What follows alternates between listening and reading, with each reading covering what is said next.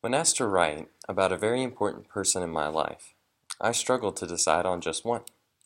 I've been blessed to have many people that I would consider to be VIPs.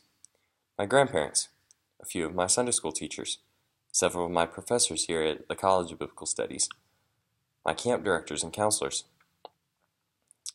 my friends who were great mentors to me, my sister, and both of my parents.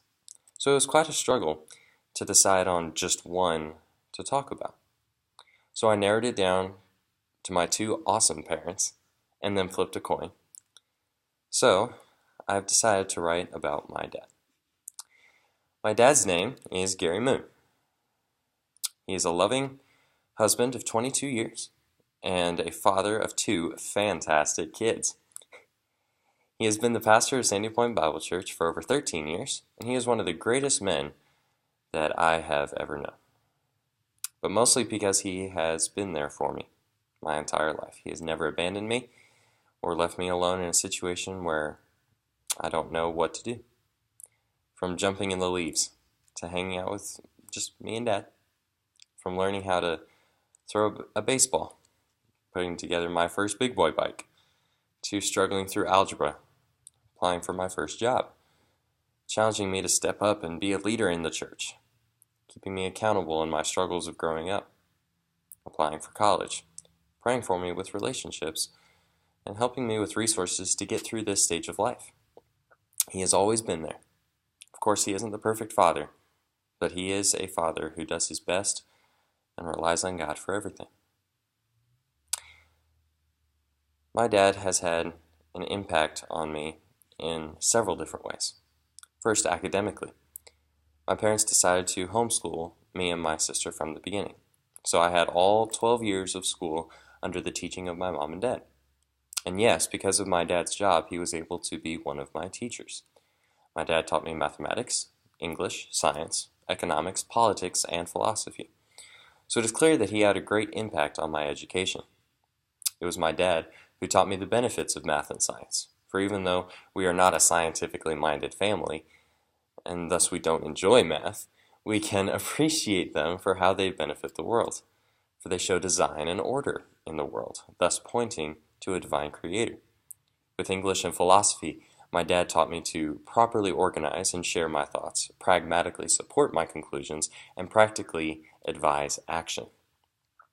With economics and politics, my dad helped me to learn my place in the world,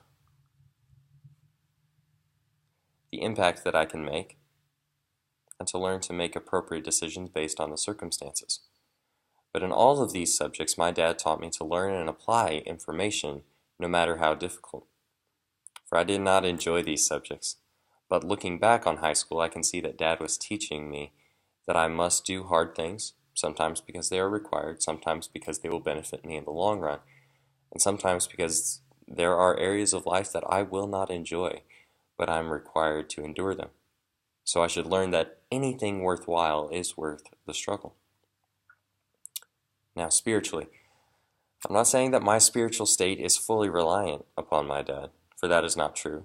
My salvation is completely reliant upon Jesus Christ. But my dad was instrumental in my coming to Christ when I did. Through my parents' influence, I began to memorize Scripture, and I began to have questions regarding the reason I was memorizing these verses. Dad took this opportunity to share the gospel with me, and God used my dad to help me know Jesus personally. So my salvation experience is due much to the influence of my dad's prayers and presentation of the gospel. There are many other ways that my dad has impacted my life.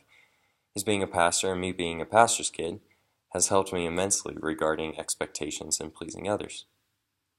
Or the fact that he has helped me to prepare to be ready for manhood. This is an acronym, READY. It reminds me to be a man who rejects apathy, embraces righteousness, accepts responsibility, displays character, and yields daily. These are attributes of a mature man of God, and this should be a reminder of the standard of the quality of manhood that all men should strive for. My dad has always been there for me throughout every stage and milestone, from listening to my first words to encouraging me in this speech class.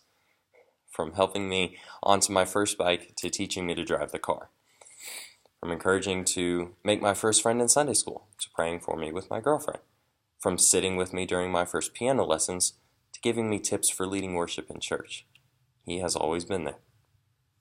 My Father has set an example for me in giving me a living example of how I ought to live. He knows He is not perfect, but He also reminds me nearly every day to be more like Jesus today than I was yesterday. He will constantly point to Christ as the ultimate example, which is so good to see in a father. It reminds me of a song by Phillips Craig and Dean. It's called "Lord, I Want to Be Just Like You."